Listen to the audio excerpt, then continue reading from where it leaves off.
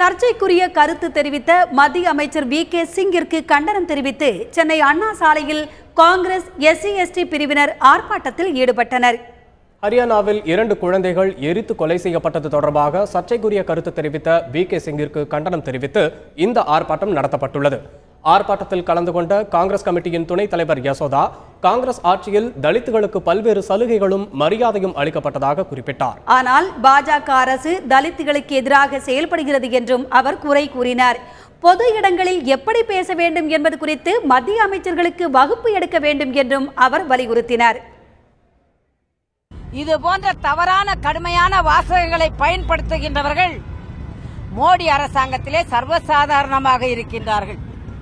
அவர்களையெல்லாம் அவர் தேர்ந்தெடுத்து அவர்களுக்கு கிளாஸ் நடத்தணும். மந்திரினா இப்படித்தான் பேசணும், எம்பினா இப்படிதான் பேசணும், எம்எல்ஏனா இப்படிதான் பேசணும், நீங்க யோக்கியமா பேசணும்ன்றது அவங்களுக்கு கிளாஸ் எடுத்து கொடுக்கணும்.